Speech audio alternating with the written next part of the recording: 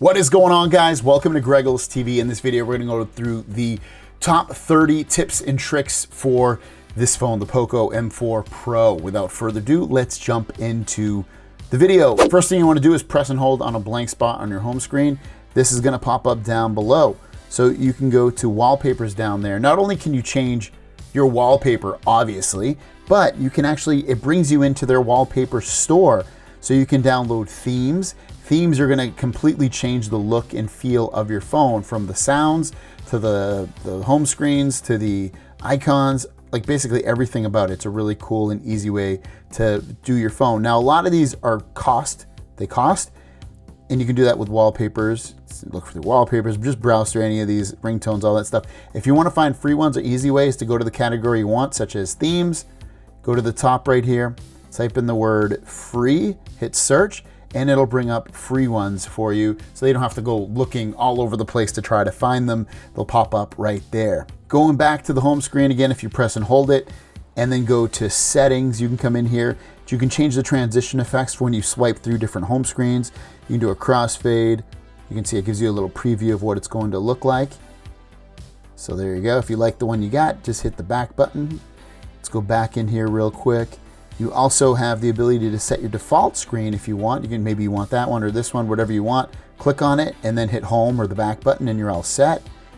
Going back in here one more time, you can see fill empty cell. So if you delete apps, it'll automatically line your apps up if you have that turned on. You can lock your home screen layout, meaning if you're always moving around your apps on your home screen, you can press that on and it will lock them into place so they don't just move around willy-nilly. You can hide app icons if you want. If you don't want to see the icons on there, you can. Go into more. It's going to show you a little bit more information. If you downloaded the third-party launcher, very easy. You can see default launcher, just tap on it, choose the one you want, and you're all set. Otherwise, just keep it as is. This is all your different backgrounds and things that you can choose. You can make it light, dark, or system. App drawer, go down to that, and you can turn on and off app suggestions. That will show off at the top. You can group icons by color if you really want to, if you want to sort them that way. You have your scroll bar. You can go A to Z or do the original layout. I like A to Z. And you can vibrate when you're scrolling. I turn that off. You can see the bottom one here, turn that on, double tap to lock the screen. When you double tap a spot on the home screen, it will lock it, and I'll show you real quick. When you're on your home screen, double tap and it will lock it for you. That's pretty simple way, that way you don't have to always press the button if you don't want to. If you want to run multiple apps at once, press the recent apps button, press and hold on the app. You're gonna see these right here. So this one can't do it, but we'll choose settings. That should be able to do it. You see these two buttons right there that show up. You press that, and then you can choose another app that you want. We'll just do send anywhere, just to be, because it's right there. And you have two apps open at the same time, very easy, and you can make one bigger or one smaller. So if I turn it over, now I have it in this orientation as well. Next, let's swipe down from the top. Now, if you swipe down from the left, you're gonna see you got your notifications. You can swipe them that way to close them. If you do this way, it brings up this. If you do this, it brings up your quick toggles. I'll show you how to switch that back if you're coming from a normal kind of Android experience to turn it off. I don't really personally like it. Like, this is more like the iPhone way of doing things, where you get your notifications on the left and your quick toggles on the right. Again, I don't personally like that. So I'll show you how to change that in just a little bit. Let's swipe down from the top here and hit the gear in the top right. That's gonna bring us into settings. If you wanna see your settings for your phone in terms of like the specs and things, go to About Phone. You can go to All Specs, and it will show you what the specs are for your phone. If you're just curious of what you have, you can also see how much storage you're using on here. You can factory reset your phone if you're trying to delete it. You can back it up and restore. So pretty easy to come into this kind of stuff. System Apps Updater. This is going to be apps that are pre-installed on your phone that Poco put on there. So you can come in here and check if there's any updates for those apps. Main screen or settings again. Next, go into always on display and lock screen. Turn this on, guys. Why don't you can take advantage of the always on display, which I'll show you in a minute. Turn it on there. You can do your own theme by adding your own image by hitting that plus sign, or you can use one of these signatures if you want. And say you like that, you're like, yeah, I like that. And you can come in here and change it if you want, or hit apply. You can also put certain clocks on here if you want. I would want a digital clock, so I'll just choose this one. I'm gonna hit apply. And once you're done, you can even choose a background if you want. You're like, ooh, I like the astronaut. Hit apply to that. You can choose different colors. So I'll show you, when you turn your screen off, it'll pop up with this. Really cool stuff. And you don't have to always keep your phone on to see the time or whatever's going on there. Also, under always on display and lock screen, you can change your notifications, the effect that you get. So when you get a notification on that lock screen, you can choose different ones, what it'll look like, and you can click on it and just preview what it will look like. You can do nothing, or you can just light up the screen. I like this one, so I'm gonna lock that one in. And now I have it set to that. Raise to wake, turn that on. Double tap to wake to turn off the screen. When it is locked, you can press those on. Sleep to lock your screen, you can have that stuff turned on. So what that means is, if I have my phone off, now that I pick it up, it's gonna wake the screen. I can also double tap it to turn it on and off as well. If you wanna quickly launch the camera, you can see if you turn this on, all you have to do is double press the volume down button to open the camera when the screen is locked. So if the screen's locked, if I double press that volume down button, it's gonna launch the camera for me. Going back to the main screen of settings, go into display next. This is where you can change light mode or dark mode if you want. If you like it on dark mode, otherwise turn it on to light mode. You also can schedule your dark modes if you want to turn that on. Sunset to sunrise is usually the best option, so you can set that.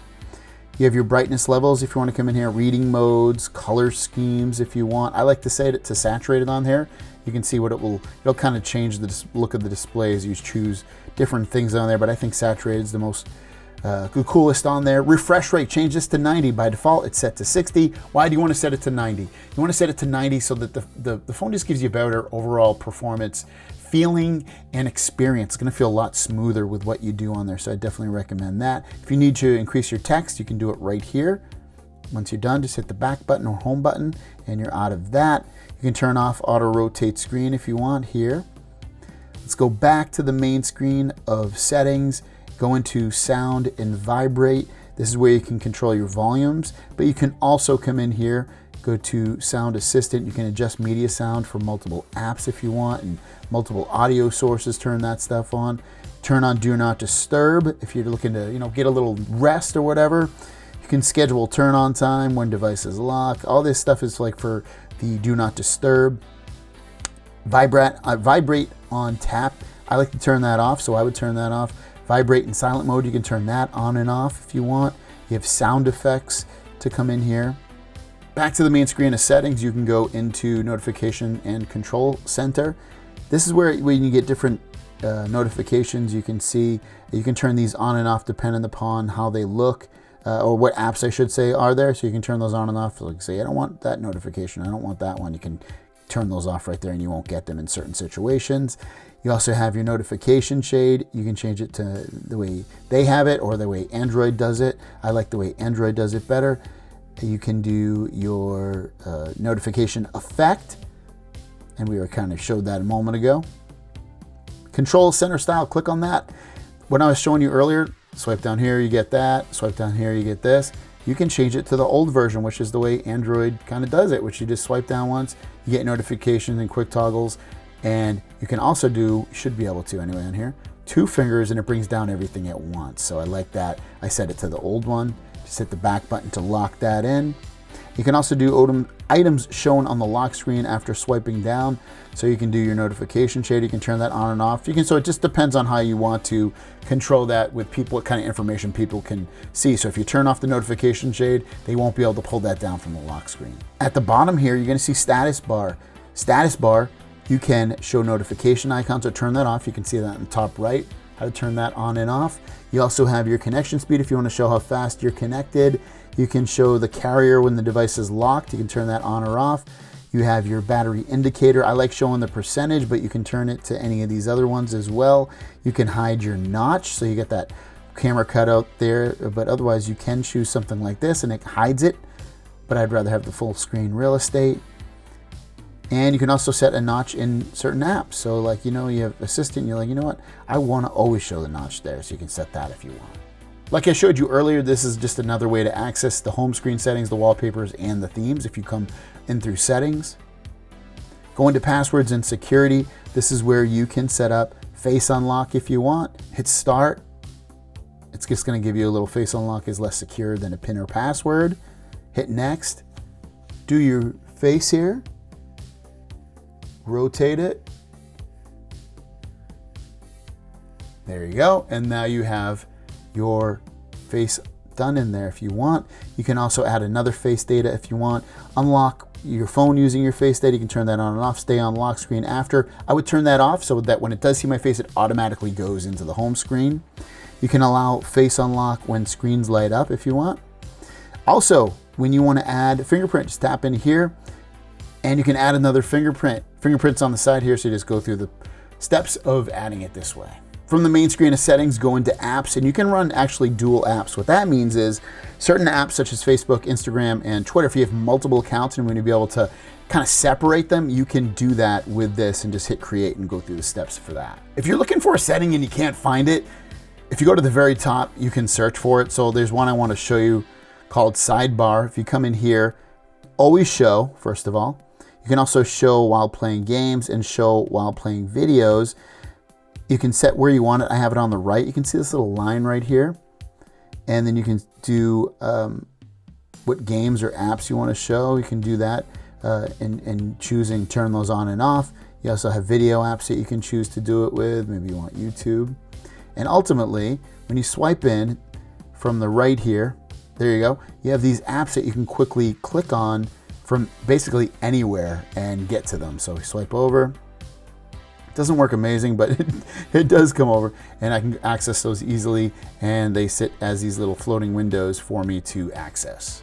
Last one is to go into your camera, and usually I tell people to change the resolution, but since this is set to 1080p and that's the highest, that should be absolutely fine. But what I wanted to tell you to go into is this. If you hit go into any mode, hit the top right, and the next one you want to go into is the settings. And under settings, the ones I don't like on here are shutter sound, so I turn that off. I do keep save location on. And then other than that, that's pretty much it. That is your quick first 30 tips and tricks for the Poco M4 Pro. Thanks for watching. Have a great day, and we'll see you down the road. Peace.